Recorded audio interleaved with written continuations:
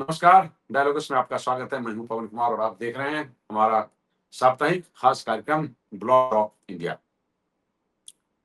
Crypto बाजार की हर बड़ी हलचल पर हम आपकी निगाह हर साल, हर बार, हर हफ्ते देते हैं और इस बार भी हम खास साप्ताहिक जो हमारी पेशकश है, उसमें हम आपका स्वागत करते हैं। कुछ नई खबरों के साथ, कुछ नए विकल्प के साथ, कुछ नए पहलू के साथ। बीते सप्ताह विश्व बाजारों में जबरदस्त उतार चढ़ाव देखने को मिला।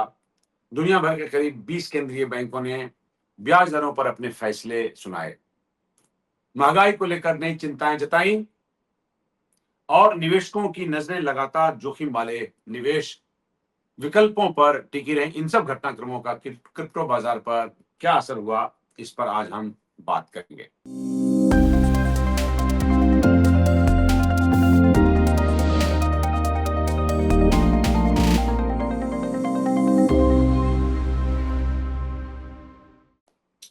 हफ्ते भर के दौरान बिटकॉइन ने 62,000 से 67,000 का सफर तय किया।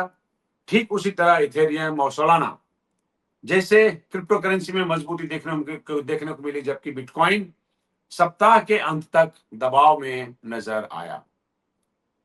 दूसरी ओर दुनिया के अलग अलग हिस्सों में क्रिप्टो रेगुलेशन, साइबर सुरक्षा, मनी लॉन्ड्रिंग और इस तरह के कई संस्थागत निवेश से जुड़ी महत्वपूर्ण खबरें भी सामने आई, जिन्होंने बाजार की दिशा और धारणा दोनों को प्रभावित किया। तो अगले कुछ मिनटों में हम आपको बताएंगे कि बीते सप्ताह क्रिप्टो बाजार में क्या हुआ, किन खबरों ने निवेशकों का ध्यान खींचा और बड़े निवेशक आखिर क्या कर रहे हैं। साथ ही साथ रेगुलेटर्स का रुख कैसा है और आने वाले हफ्ते में किन फैक्टर्स पर बाजार की नजर रहने वाली है। सबसे पहले देखते हैं कि पिछले एक सप्ताह में प्रमुख क्रिप्टो करेंसी की कीमतों में कितना बदलाव आया।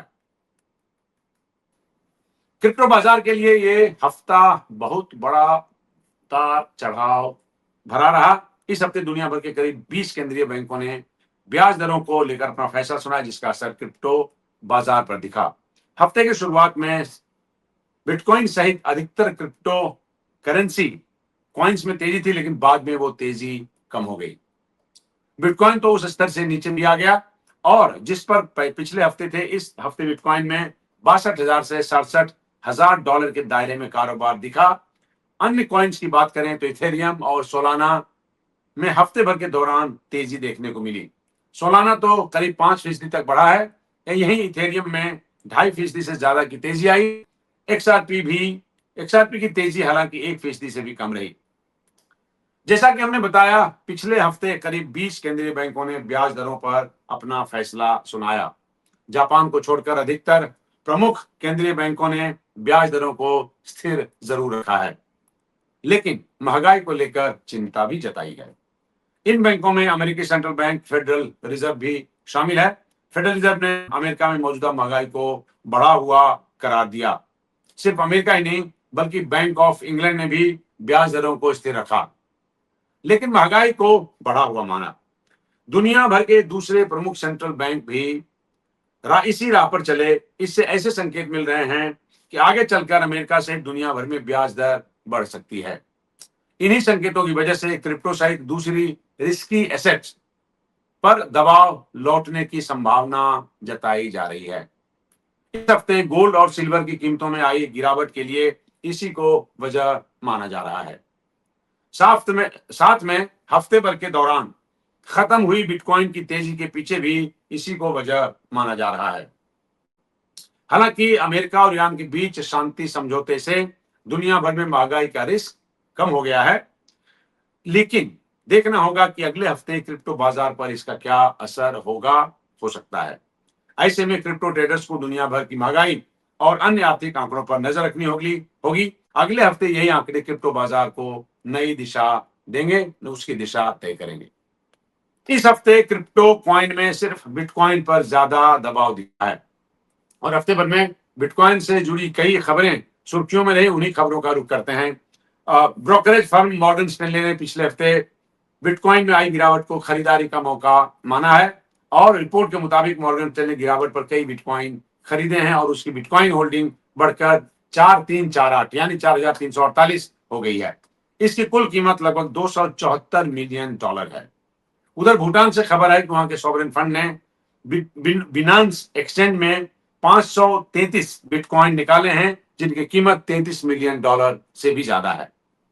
और अब क्रिप्टो बाजार की अन्य खबरों की तरफ रुख करते हैं दोस्तों। सबसे पहले भारत से खबर। देश के crypto regulator financial intelligence unit FIU ने घरेलू क्रिप्टो एक्सचेंजों से कहा है, एक्सचेंज के प्लेटफॉर्म पर हुई 10,000 डॉलर से ऊपर की ओवर द काउंटर यानी ओटीसी क्रिप्टो ट्रांजेक्शन की जानकारी जरूर उपलब्ध कराए। जानकारी में एक्सचेंजों को बताना होगा कि ट्रांजेक्शन का लाभार्थी कौन था। इस तरह की ट्रांजेक्शन सीधे एक्सचेंज और क्लाइंट के बीच होती है। अन्य मार्केट पार्टिसिपेंट्स को इनका पता नहीं चलता। एफआईयू को शक है कि इस तरह की क्रिप्टो ट्रांजेक्शन के जरिए मनी लॉन्ड्रिंग हुई है, इसलिए एक्सचेंजों को जानकारी देने को कहा गया है। खासकर जनवरी 2026 से पहले की सभी ट्रांजेक्शन की जानकारी देनी होगी। इस हफ्ते फ्रांस में हुई G7 की बैठक में क्रिप्टो करेंसी चोरी और साइबर चोरी के खिलाफ साझा एक्शन की बात हुई। खासकर उत्तरी कोरिया से हो रही क्रिप्टो चोरी और साइबर चोरी पर चिंता जताई गई और सभी सदस्य देशों से इसके खिलाफ मिलकर काम करने की अपील की गई।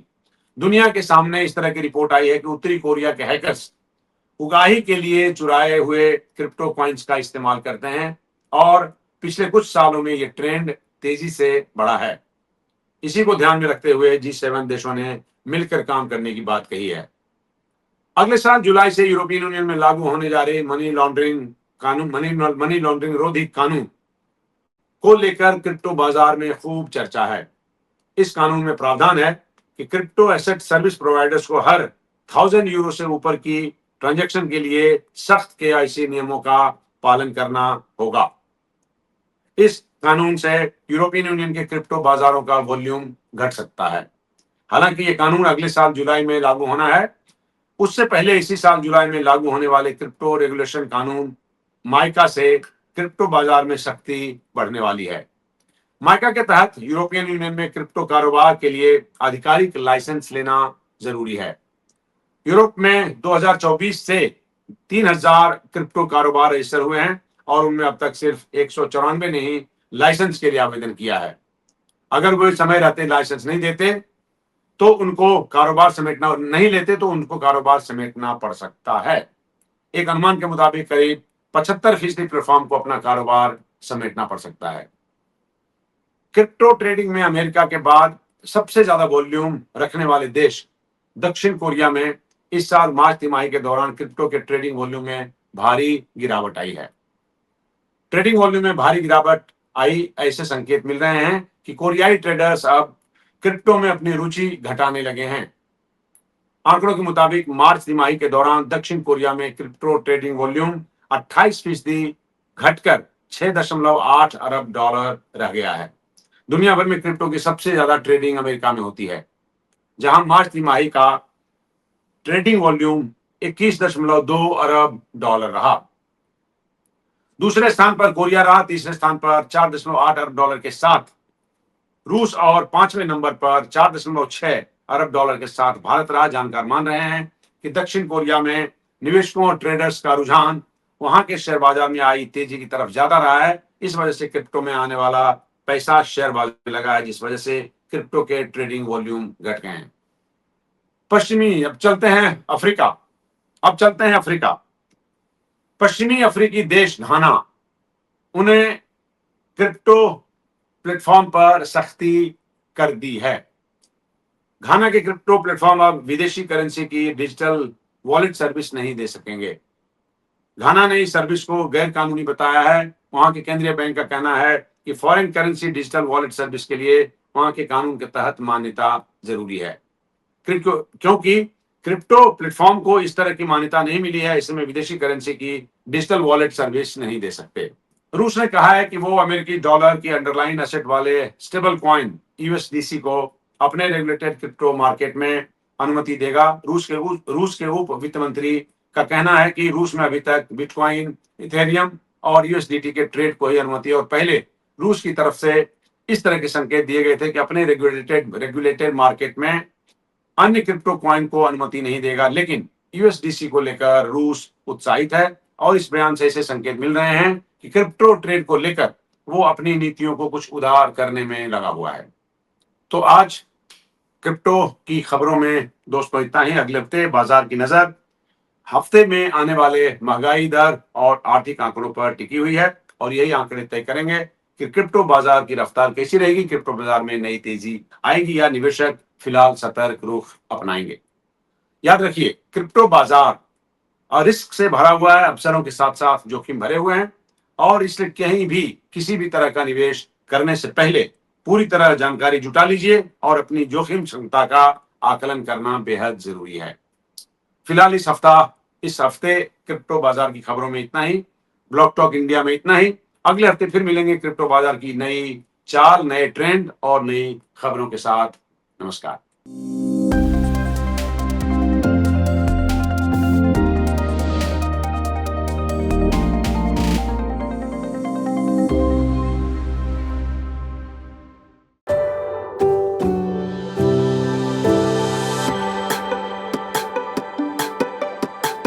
Every book has a journey, and every author has an untold story.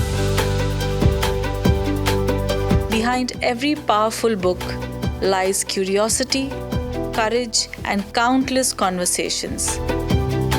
Discover them all on Books and Banter, a Dialogus Digital original series.